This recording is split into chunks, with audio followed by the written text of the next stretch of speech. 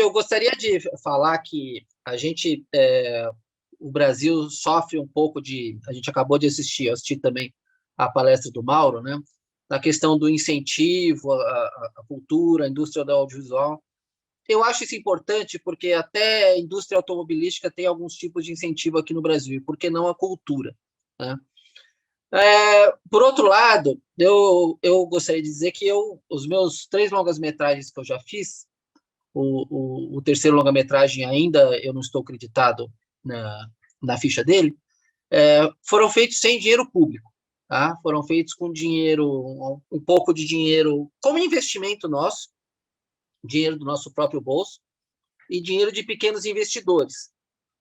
O Diário de Exorcista, que foi o primeiro longa-metragem que eu fiz, mesmo depois de uma sequência, depois eu falo como eu entrei no audiovisual, porque, como você mesma disse, eu sou administrador de empresas e jornalista.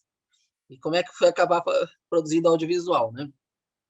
O Diário de Exorcista, ele foi o primeiro longa-metragem brasileiro independente, feito sem dinheiro público, que foi para o Netflix mundial, né? Ficou 18 meses no Netflix, em 86 países.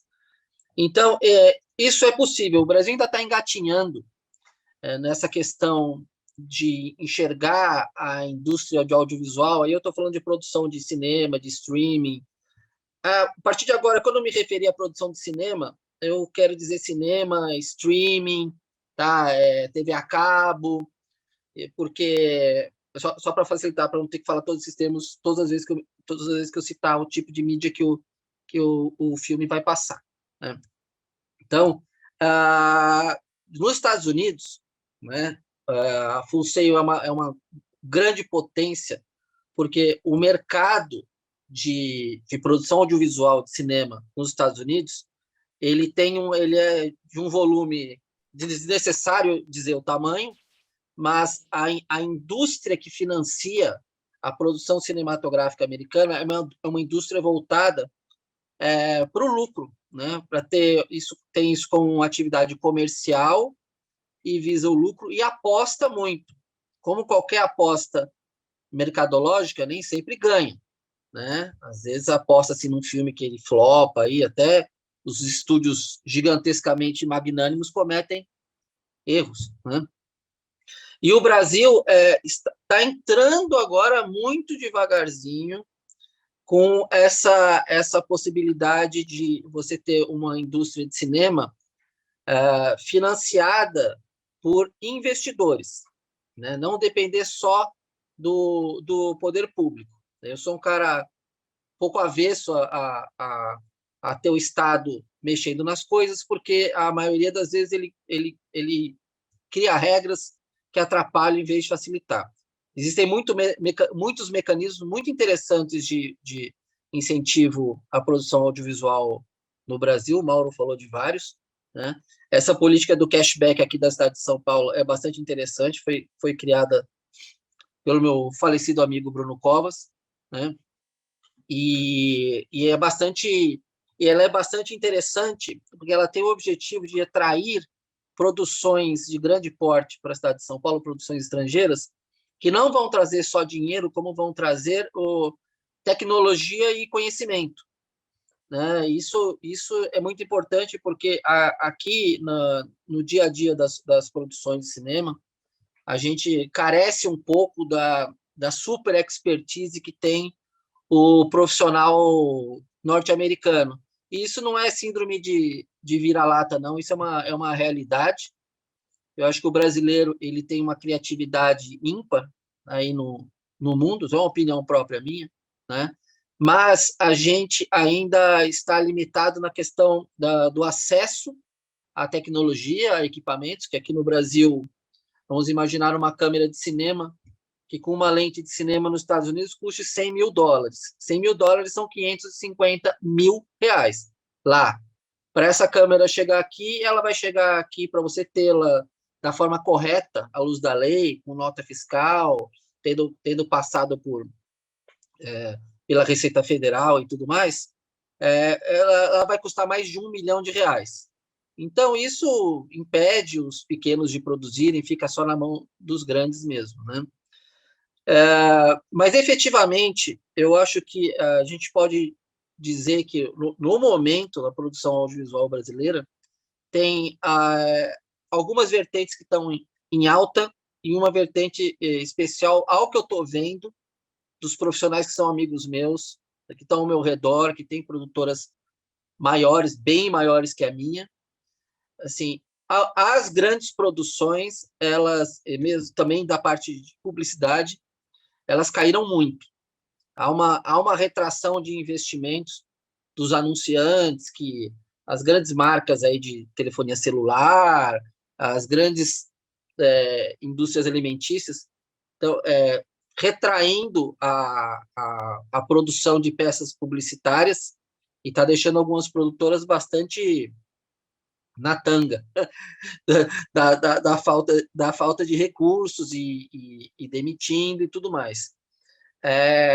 Isso é em função da transição de governo, que costuma ser sempre complicado, independente do lado, de qual lado, dependendo da polarização política que há no Brasil, toda transição de governo ela causa um certo efeito. Mas essa, especialmente, tirou a confiança do mercado e isso tudo foi retraído, né? Então, essa indústria audiovisual da publicidade de grande porte, ela está sofrendo um pouco.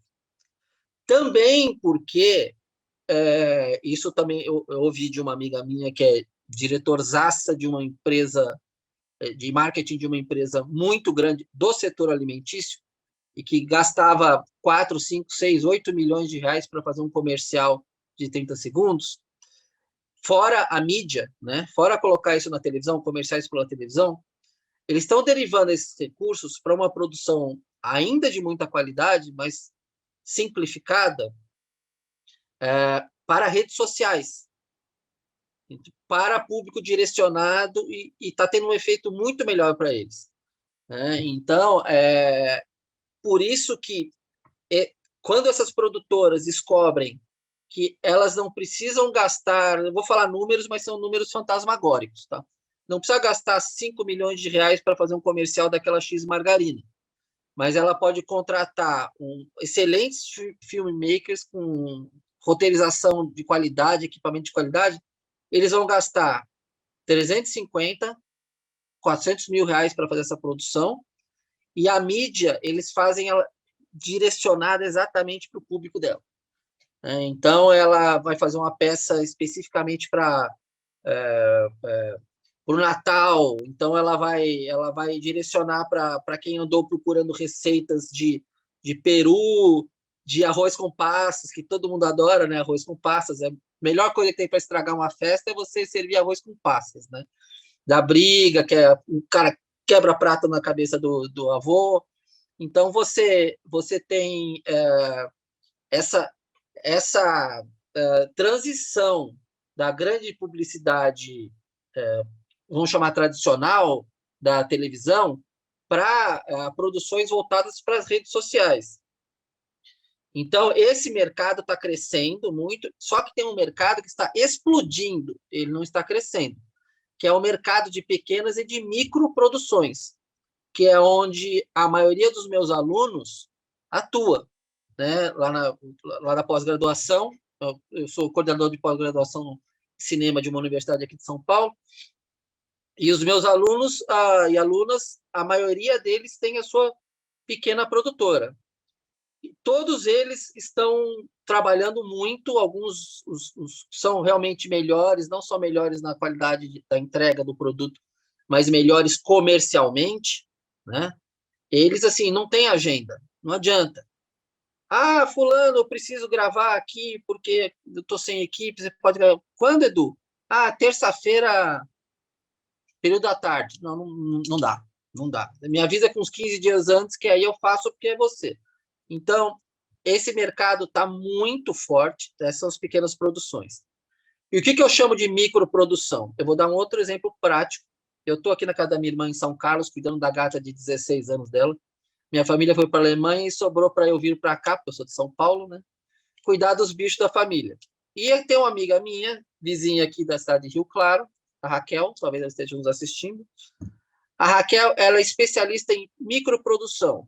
Então, ela tem um senso estético muito bom, ela tem cursos de fotografia, ela é fotógrafa, e ela é contratada, inclusive para grandes marcas. Tem uma marca famosíssima de champanhe, que ela é praticamente exclusiva dessa marca, é uma marca francesa muito forte. Ela faz também para um grande laboratório de análises clínicas de São Paulo, talvez o maior do Brasil. Ela faz os vídeos. É ela, o celular e um gimbal, e um estabilizador, né? E ela produz vídeos rápidos, ela edita, ela faz tudo no celular, para redes sociais. Então, essas microproduções, elas estão explodindo, porque agora que as grandes empresas estão compreendendo que conseguem passar uma mensagem muito interessante com a produção. Falar barato ou caro é vulgarizar o termo, né? Mas a um custo que eles nem sonhavam que fosse possível se fazer há pouco tempo atrás, e com um resultado muito bom, porque essas mídias elas vão para as redes sociais, está todo mundo imerso nas redes sociais até o pescoço hoje, né? Então as pessoas veem esse conteúdo, essa publicidade, ou as pessoas que seguem a conta dessa marca de champanhe famosa aí, elas veem esses vídeos, e esses vídeos eles não têm o objetivo de criar uma antologia de vídeos de qualidade. Eles são de qualidade, mas eles são absorvidos muito rapidamente, digo, e esquecidos muito rapidamente.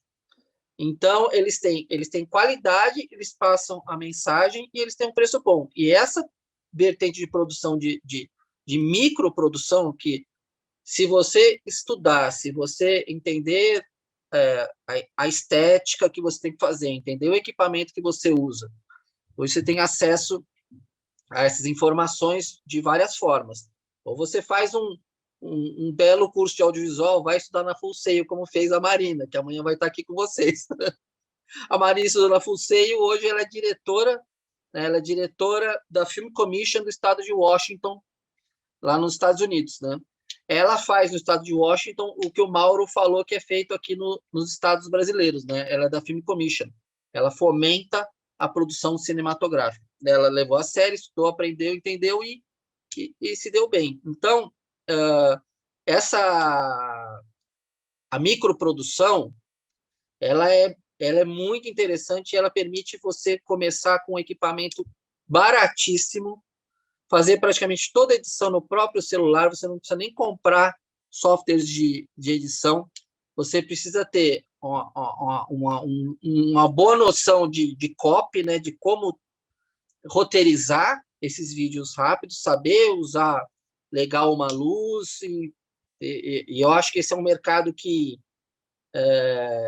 sequer a gente sonhava que existiria 5 anos atrás. A gente achava que era sempre precário, filmar com celular, e não, mas agora você tem celulares com uma qualidade incrível. Há uma limitação de lentes, de tipos de lente, mas você contorna isso com a sua criatividade.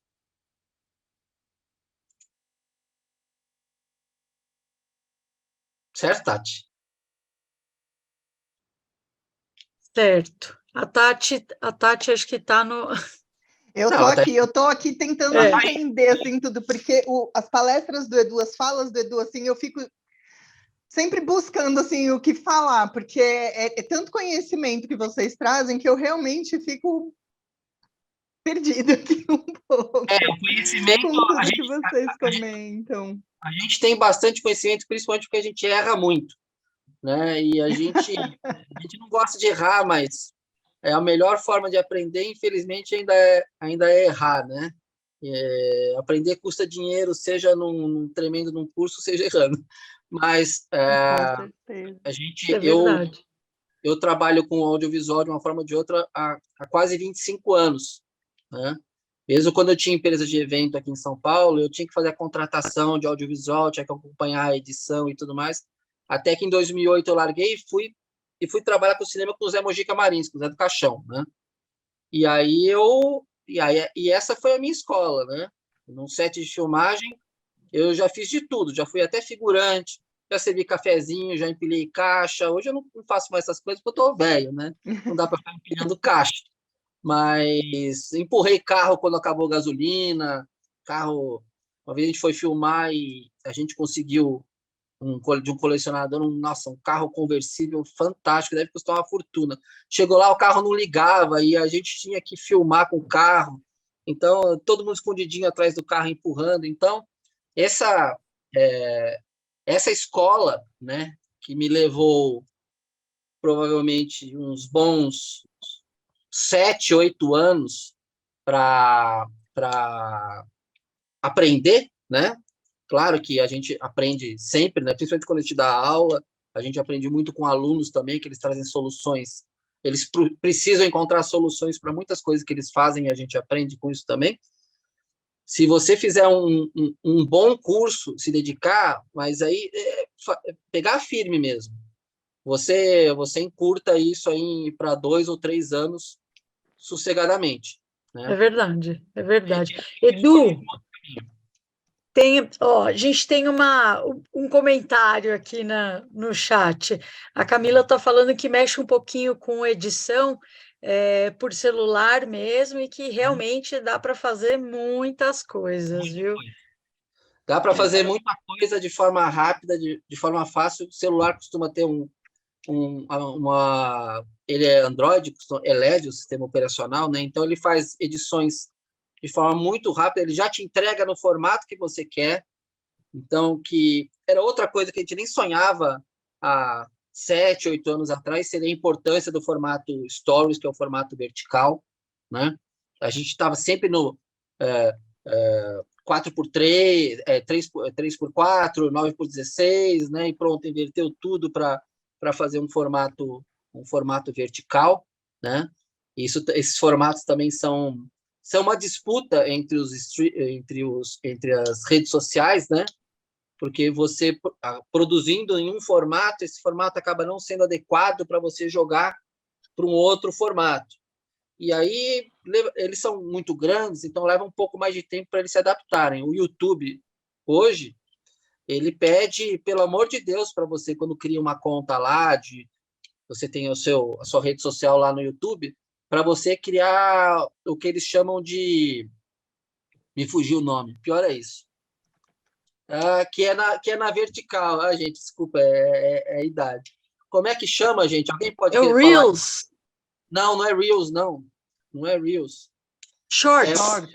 Shorts, exatamente. Shorts. A Mira lembrou pra gente. É o Shorts.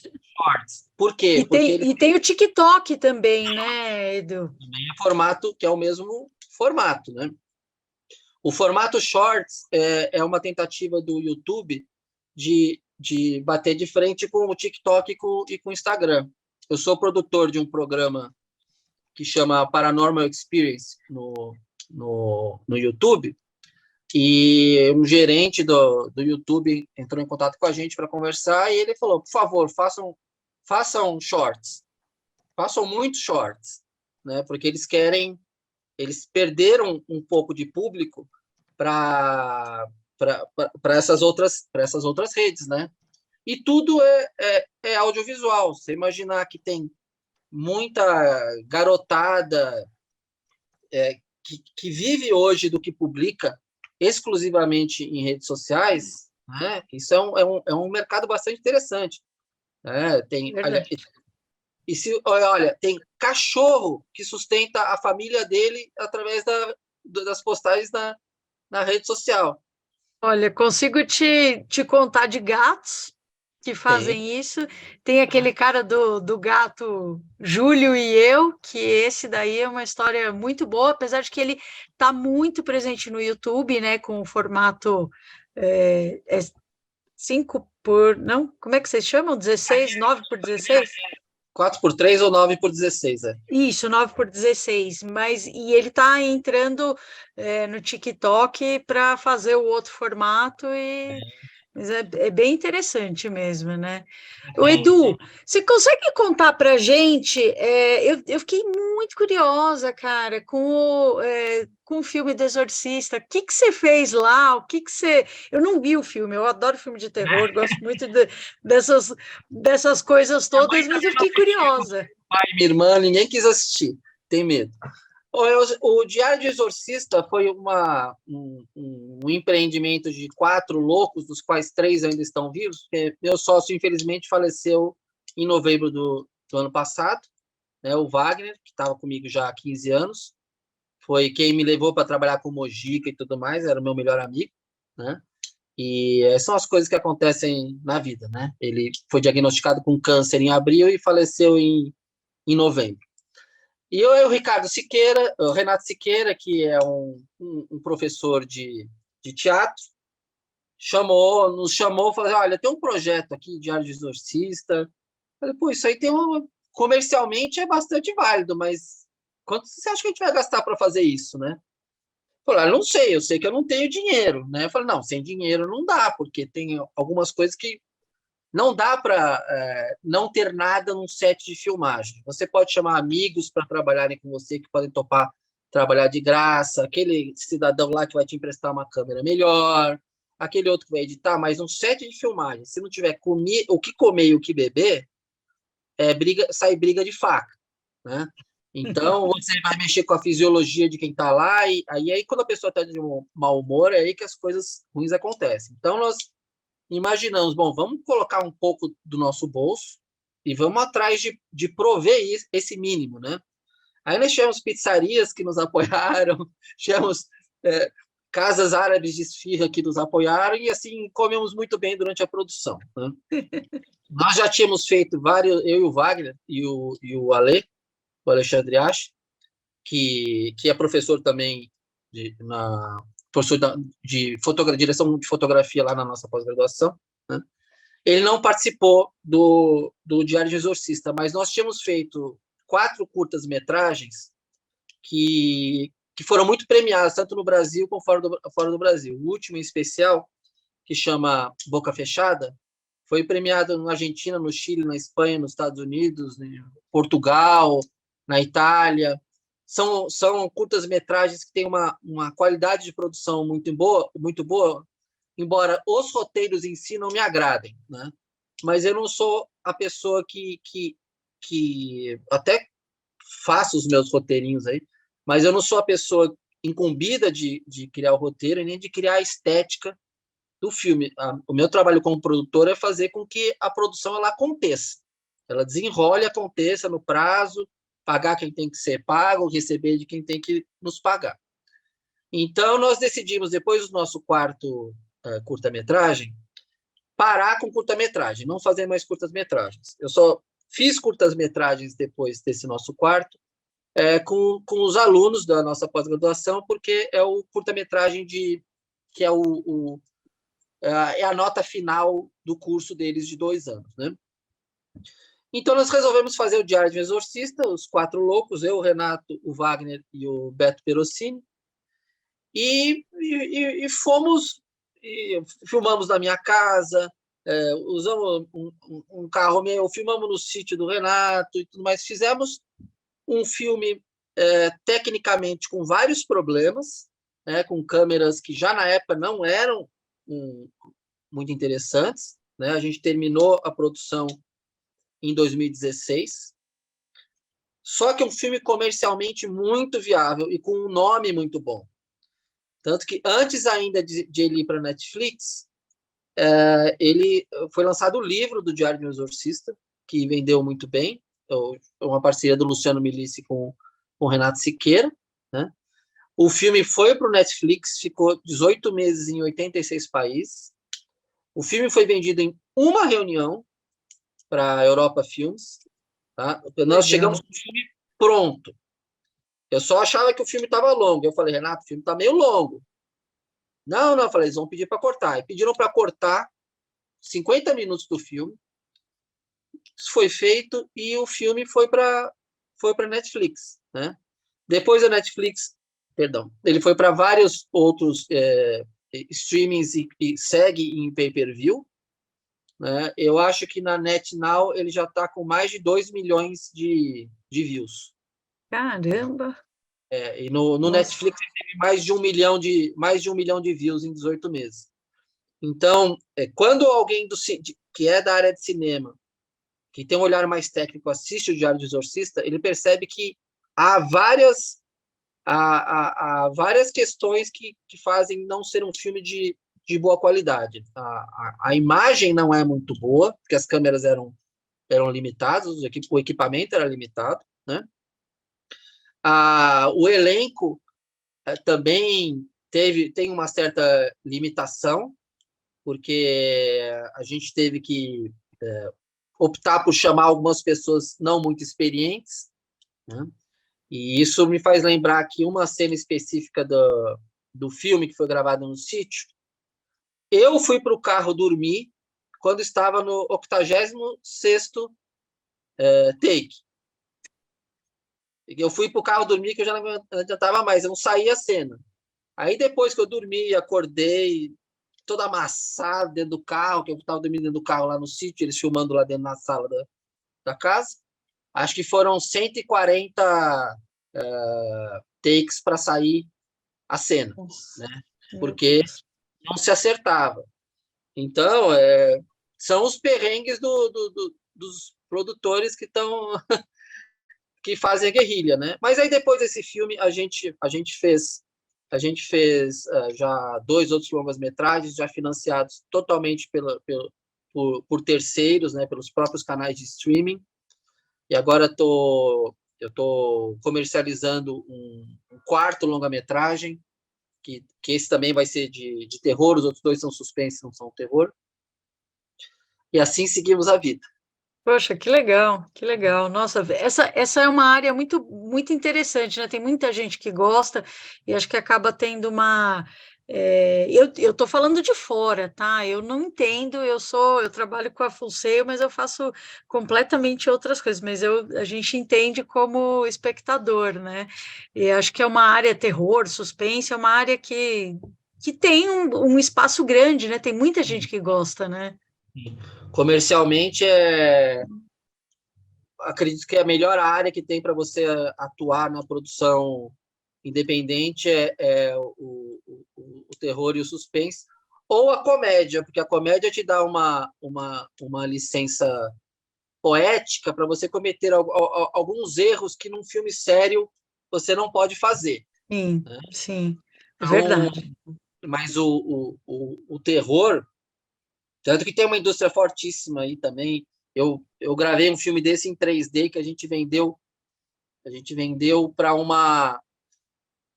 São aquelas cabines que costuma ter em shopping que você senta que o cinema 5D, na verdade, treme, vai para ver. Nós gravamos um filme de zumbi, né? Nossa. Que eu também fui figurante. Para mim foi muito fácil ser um zumbi, né? Para mim não precisa nem de maquiagem, né? E então por isso que tem muita produção independente que vai para esse lado de zumbi, que eu por acaso não gosto muito, eu acho muito a mesma coisa. Então, mas eu já fiz também, né? Então, eu acho que o filme de terror ele costuma ser comercialmente bastante viável. Eu já vi, se você olhar um catálogo de um grande streaming que tem aí, que começa com a letra N, né? Eles têm, eu acho que 30% da programação deles é filme de É de terror, né? terror.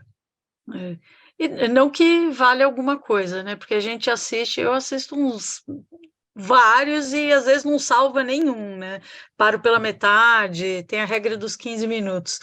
E outra curiosidade, assim, que você falou para a gente no começo aqui, lá, eu vou parar as minhas curiosidades e vou ver o que as meninas falaram aqui. A Camila disse que o gênero dela de terror é o gênero favorito. E a Mira está perguntando aqui quais são as principais dificuldades na hora de se vender um filme para a plataforma de streaming. Tá. Bom, para vender um filme para plataforma de streaming, se você tem o filme pronto, finalizado, você tem uma chance muito maior de comercializar isso do que se você chegar com um projeto, né? A Netflix, eu falar o nome, vai. A Netflix, especificamente, ela não trata com produtores, ela só trata com distribuidoras ou com escritórios que ela contratou para fazer uma varredura e buscar filmes para ela, né?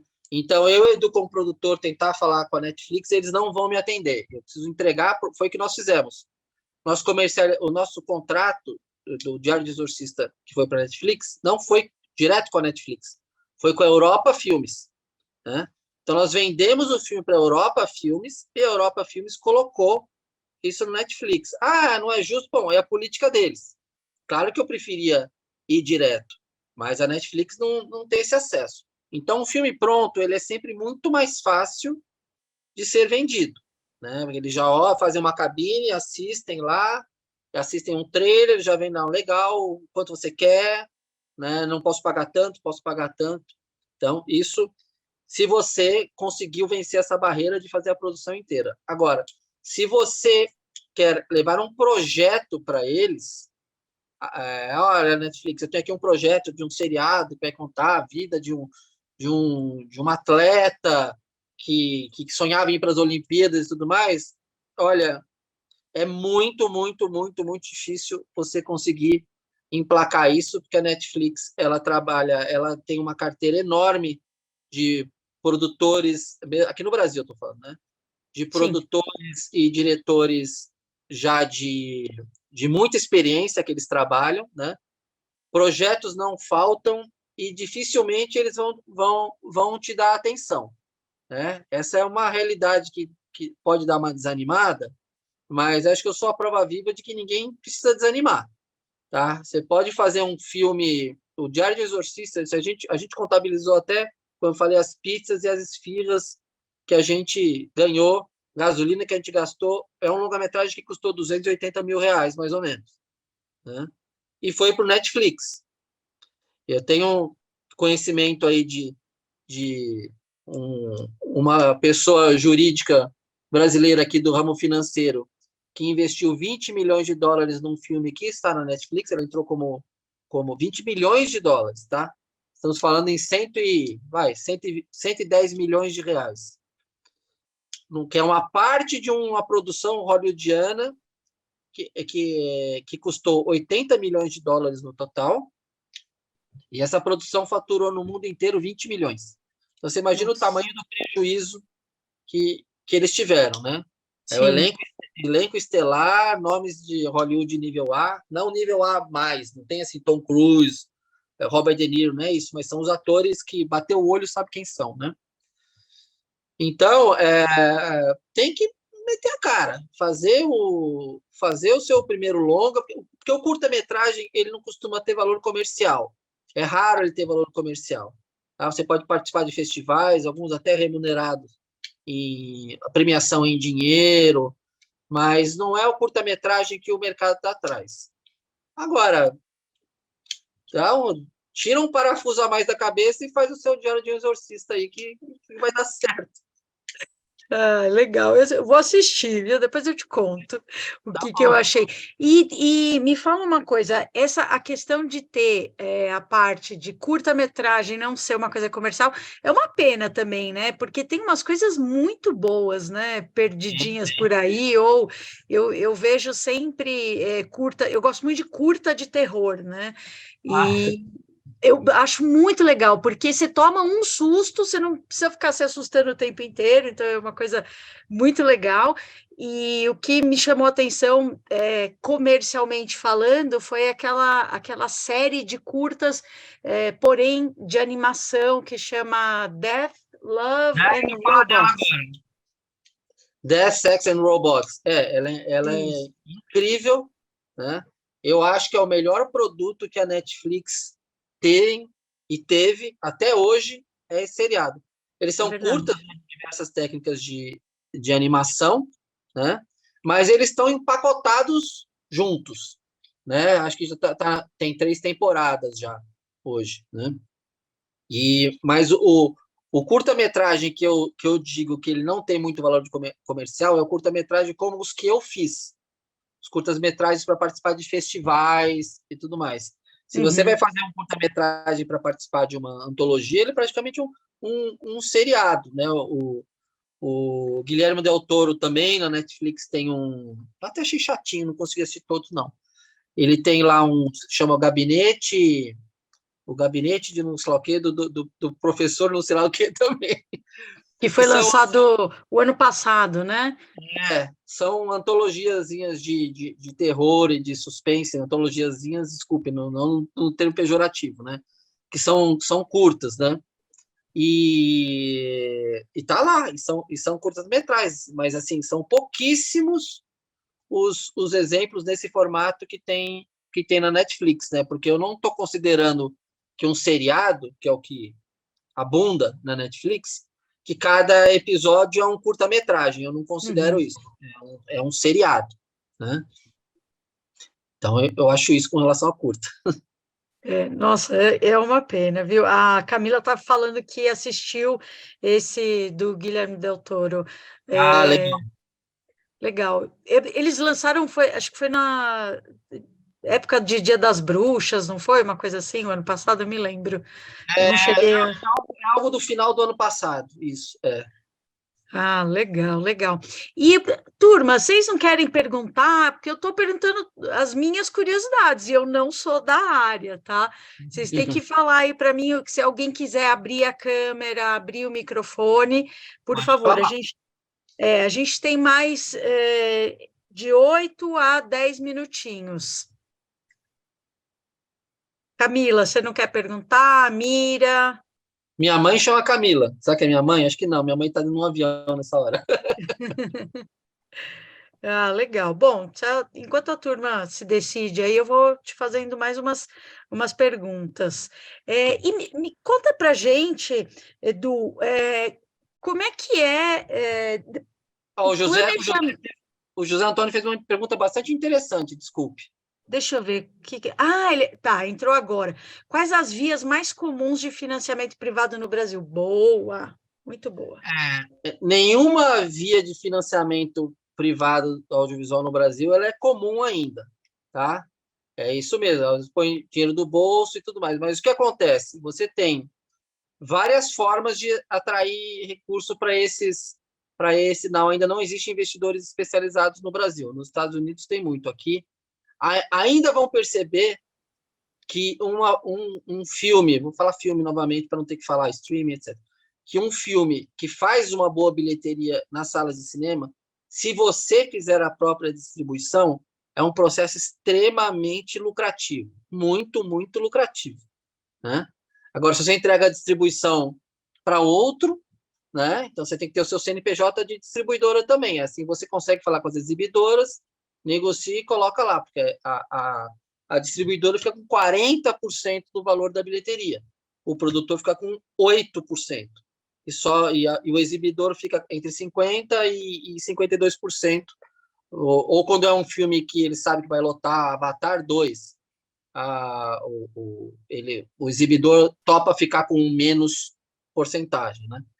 Então, esse mercado no Brasil ele ainda é pífio, ele é muito na base da confiança, né, de você conhecer alguém. Esses investidores nem sempre são bancos ou sequer são empresas de investimento, são pessoas privadas que precisa ou distribuidora não no objeto social, tem que ser um CNPJ separado do CNPJ da produtora, né? Então, porque assim é a funcionalização brasileira, principalmente em função da tributação, né? E não precisa ter, pode ser no mesmo CNPJ, você ter lá um KNAI de distribuidora, licenciar direitos de... Desculpe. Oi? Desculpa, Edu, eu acho que assim, não estão me ouvindo? Sim, pode falar, Isabela. Não, eu acho que assim, vamos lá, estamos falando de pessoas que são criadores e produtores, né? E por contrapartida ali vão ser titulares de um conteúdo audiovisual final, né? Isso. Você não precisa ter um outro CNPJ na minha leitura, você pode licenciar os direitos de exibição. Você, como titular do conteúdo, você pode só fazer licenciamento de direitos, isso é até menos tributado do que a distribuição em si. Então, não vejo necessidade. Não. Na verdade, a gente... Mas pode. Então tá bom, vou procurar, tá vendo? A gente aprende, não só fala. Tá bom. Eu tinha para mim aqui, tanto que a gente está abrindo um outro CNPJ de distribuidora, né? Principalmente porque a Netflix não conversa com o CNPJ de produtora, né? Como eu falei, a Netflix não conversa, né? Então, parece que isso é uma regra mundial deles, né? Então, mas voltando para os investidores, se você tem uma rede de contato, que startups, a gente fala assim, conseguem investidores anjo. Que é essa rede de contato que eu falei, que o investidor anjo é alguém que investe sabendo da grande possibilidade de perder esse investimento e não estaria preocupado com isso, né? Tem muita gente, vou contar especificamente um caso para vocês. Quantos minutos a gente tem? Tem mais 5 minutos? A gente ainda pode contar, e aí em seguida eu entro com a segunda pergunta do José Almeida. Conta para a gente o caso. Então, o caso não é nem de investidor anjo, é filme sob encomenda. Eu fui chamado para participar de uma reunião em Campinas faz uns 2 meses, de um empresário muito rico lá de Campinas, e ele tem uma empresa de telemarketing, quer dizer, não tem nada a ver com cinema, só que ele sonha em transformar um roteiro dele num filme. Então, ele nos chamou para uma reunião lá e nos fez a proposta de trabalho. Eu, em função de outros trabalhos, não pude aceitar, mas o Paulo, meu parceiro, aceitou o projeto. Então, você vê, é um trabalho que já vem totalmente financiado por alguém que tem um roteiro e quer participar, né? Porque por o cinema a produção cinematográfica ser algo apaixonante, né? Essas pessoas, elas estão dispostas a investir para elas verem uma criação delas tomar corpo, existir, né? E é algo de satisfação dela. É o ego do cara. Bom, que seja, né? Todo mundo quer atingir seus objetivos, todo mundo quer ter a sua produção, seja lá audiovisual, literária, a sua fábrica de velas aromáticas, todo mundo quer ter o seu produto circulando por aí e ser elogiado, né? É verdade. Isso é bom para a gente, né? Com então, certeza. E gera outros negócios, né? Então, tem essa... Eu acho que o Brasil está na infância desse investidor profissional que vai investir em filmes, mas esse dia vai chegar, né? A gente ainda está na infância disso. Nossa, tomara que chegue mesmo, né? Vamos lá, Edu, para finalizar aqui, o José Almeida disse: startups de altos índices têm altos índices de falência e mesmo assim conseguem investidores anjo. O que falta para criarmos um modelo de negócio viável com financiamento privado?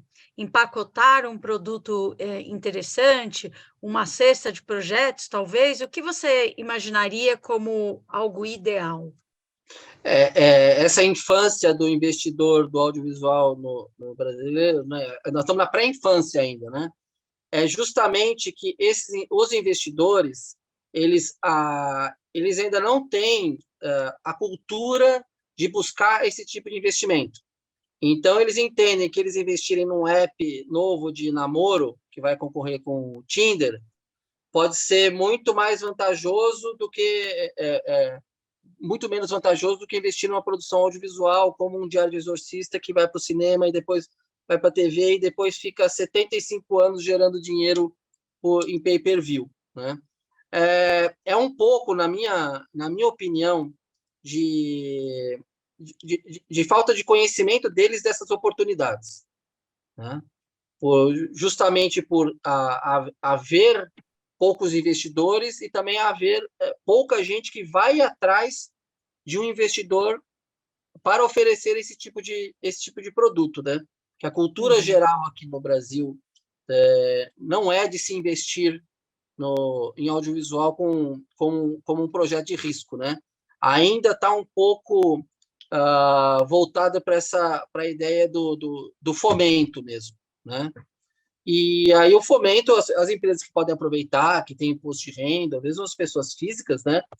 Elas podem fazer isso. Se você, José, tiver acesso a alguém de muita grana e conseguir explicar para essa pessoa, à luz da lei, que o imposto de renda que ela vai pagar desse ano, a custo zero para ela te proporciona você fazer um longa-metragem. Tem pessoas que pagam dezenas e centenas de milhões de reais na pessoa física de imposto, né? Você conseguindo provar para essa pessoa que o custo dela é zero e ela vai proporcionar que é uma atividade cultural e ela estará num tapete vermelho e ela vai ser uma mecenas, né? Tem que garimpar essa pessoa e oferecer para ela. Poxa, olha, foi muito, muito, muito legal essa conversa, viu? Gostaria de ficar mais um tempinho, porém, a nossa terceira palestrante da noite já está aqui, a nossa amiga Elis. Edu, olha, foi muito, muito legal, viu? Eu aposto que, mesmo eu te fazendo umas entrevistas aqui com as minhas curiosidades, o pessoal acho que aproveitou bastante, viu? A gente te agradece.